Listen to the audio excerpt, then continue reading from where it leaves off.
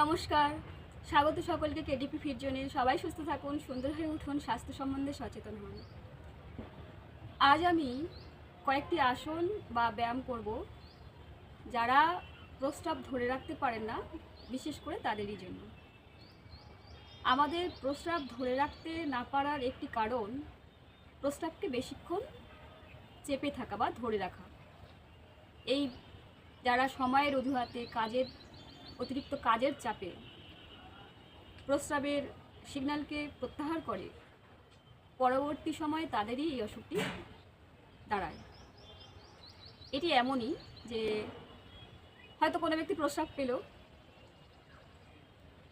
Nerve ব্রেনকে signal পাঠালো যে এখনই ব্যক্তি প্রস্রাব করা উচিত, কিন্তু সেই ব্যক্তি কাজের চাপে বা সেই মুহূর্তে প্রস্রাব করতে পারল না। কিছুক্ষণ পরে আমাদের মস্তিষ্কে আবারও সিগন্যাল পৌঁছায় যে আপনার প্রস্রাব করা উচিত, আপনি প্রস্রাব করুন, কিন্তু ব্যক্তি আবারও প্রস্রাব করলো না। এই যে ব্রেনে পৌঁছানো সিগন্যালকে কয়েকবার অবজ্ঞা করলো, প্রত্যাহার করলো, পরবর্তী সময়ে ব্রেন সিগন্যাল পাঠায় না, বা আমাদের নার্ভ যদি ব্রেনে সিগন্যাল পাঠায়, ব্রেন সে খবর পৌঁছানো প্রয়োজন বোধ করে না। ব্রেন মনে করে এ ব্যক্তি আমার সিগন্যালে সাড়া দেবেন না। তো এই রোগ পরবর্তী সময়ে তাদের হয়ে যায়। এছাড়াও আমাদের বয়সের ভারে আমাদের যে গার্ডার সিস্টেম থাকে প্রস্রাবথলির স্থানে, সেটা আলগা হয়ে পড়ে এবং এই রোগ দাঁড়িয়ে যায়।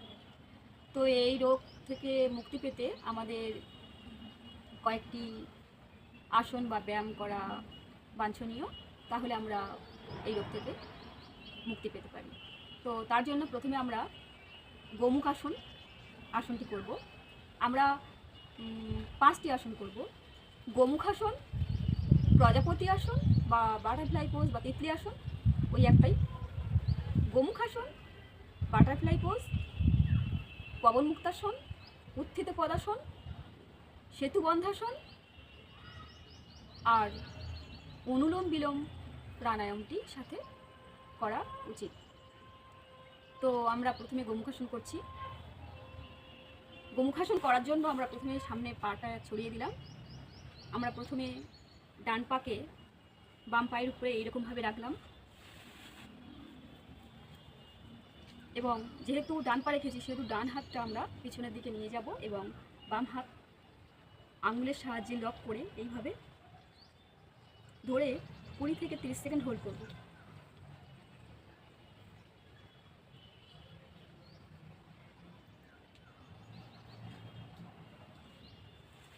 এবার আমরা বাম পাকে ডানুর উপরে এইভাবে রাখবো,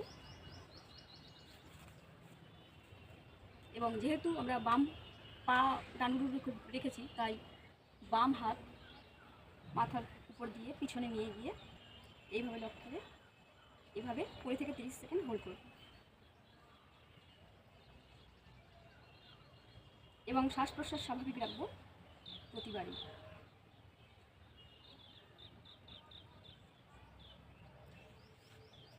এই আসনটি আমরা 3 থেকে 4 বার 20 থেকে 30 সেকেন্ড হোল্ড করে সম্পন্ন করব।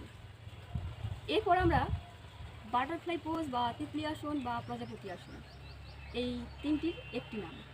যেহেতু আসনটি প্রজাপতির মতো তিত্তির তিত্তির করে উঠানো নামানো করা হয় দুটো পাকে, তাই নাম।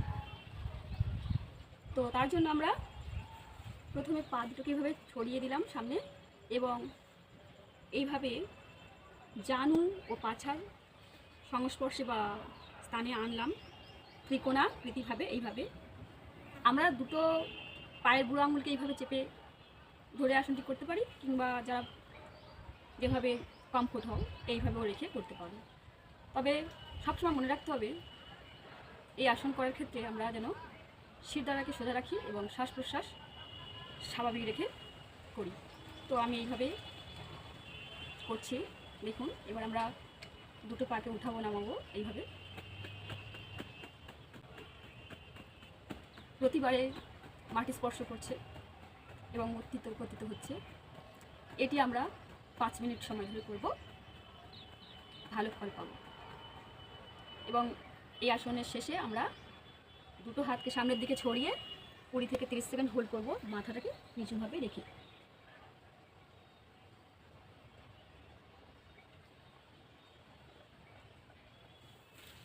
এরপর আমরা পবন মুক্তাসন আসনটি করব। তার জন্য আমরা শবাসনের অবস্থায় এইভাবে শুয়ে পড়ব লম্বা হয়ে,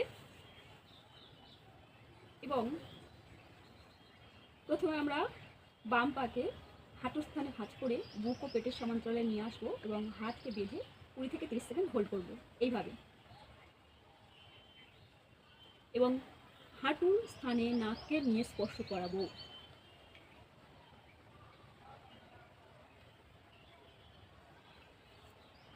আবার ডান পা ঠিক এইভাবে।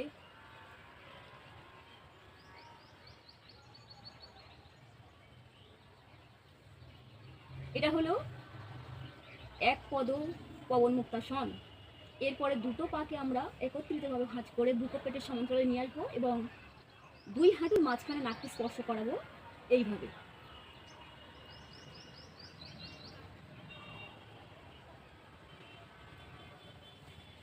এটা হলো সম্পূর্ণ বা পূর্ণ পবন মুক্তাসন।